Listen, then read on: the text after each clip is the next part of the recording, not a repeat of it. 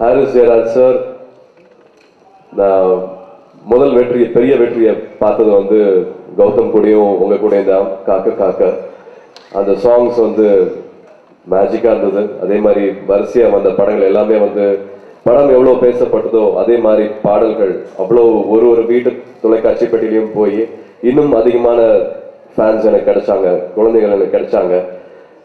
கிட்டத்தட்ட நான் ஒரு மாதிரி டிபெண்டா ஆயிட்டேன். நீங்க இல்லைன்னா நான் என்ன பண்றது அப்படிங்கிற மாதிரி ஆயிட்டேன்.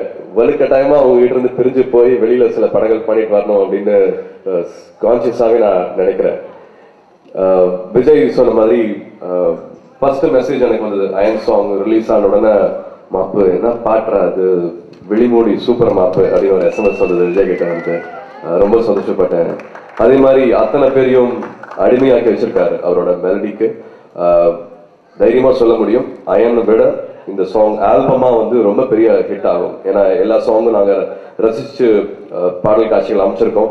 இன்ஃபேக்ட் எங்களுக்கு ஒரு சேலஞ்சாவே இருக்கும், ஐயோ இப்படி போட்டு வச்சிருக்காரு, இதுக்கு என்ன விஷுவல் யோசிக்கிறது, இதுக்கு என்ன பண்றது அப்படின்ட்டு. அவர்கிட்ட சொல்லியிருக்கேன், அடுத்த வாட்டி நீங்க சாங் போடும்போது இந்த விஷுவல்லாம் யோசிச்சுதான் நான் போட்டேன் அப்படின்னு சொல்லிருங்க. எங்களுக்கு கோரியோகிராஃபருக்கு கேமராமேன்லாம் கொஞ்சம் ஈஸி ஆயிடும் அப்படின்ட்டு. Uday he's more than a producer, he's a very good close friend of mine. எவ்வளவு நன்றிகள் சொல்றதுன்னு தெரியல எனக்கு. Uday is a very good critic. சினிமாவில் வந்து தான் காசு சம்பாதிக்கணும்னு அவசியமே கிடையாது. நல்ல சினிமா கொடுக்கணும்ட்டு நிறைய சிந்திக்கிறவர், அது மட்டுமே சிந்திக்கிறவர் கூட நான் சொல்லுவேன். உதய் மூலமா நம்மளுக்கு இன்னும் நிறைய நல்ல படங்கள் வர வேண்டியது இருக்கு. ஒரு பயம் வரும், ஒரு ப்ரொடியூசர் வந்து இவ்வளவு செலவு பண்ணாங்கன்னா வந்து நம்ம கிட்ட என்ன இருக்கோ அது எல்லாத்தையுமே கொடுக்கணும் அப்படின்னு தோணும்.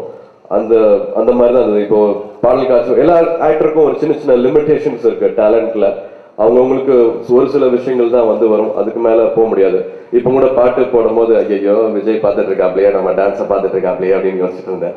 அது மாதிரி முழுசா நம்ம கிட்ட என்ன இருக்கோ அது எல்லாத்தையுமே கொடுக்கணும் அப்படின்னு தோணுச்சு. ஏன்னா உதய் ஒரு ப்ராடக்ட், ஒரு ப்ராஜெக்டுக்கு வந்து செலவு பண்றதாகட்டும், அதை நம்புறதாகட்டும், அதை விரும்பி பண்றதாகட்டும், அதுக்கு இன்னும் நிறைய பண்ணணுமோ அப்படின்னு தோணுச்சு. அதனாலேயே இந்த படத்துல எனக்கு உள்ள பயம் இருந்தாலும் அதை வெளியில காமிச்சிக்காம இதுல இந்த ப்ராஜெக்ட்ல இதை பண்ணி ஆகணும், இதுல இந்த எஃபோர்ட் போட்டு ஆகணும் அப்படின்ட்டு சின்னதா நாங்க கொஞ்சமா நடத்தி நிறைய விஷயங்கள் இந்த படத்துக்காக சேர்த்திருக்கோம்.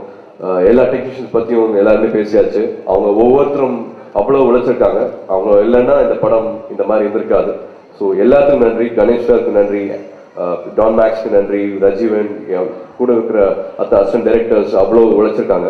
ஸோ எல்லாருக்கும் நன்றி. அண்ட் ஸ்பெஷலாக இந்த ஃபங்க்ஷனுக்கு இவ்வளோ அழகாக வந்து மேடையை அலங்கரிச்ச அத்தனை பேருக்கும் நான் நன்றியை தெரிவிச்சுக்கிறேன். You made it so special today.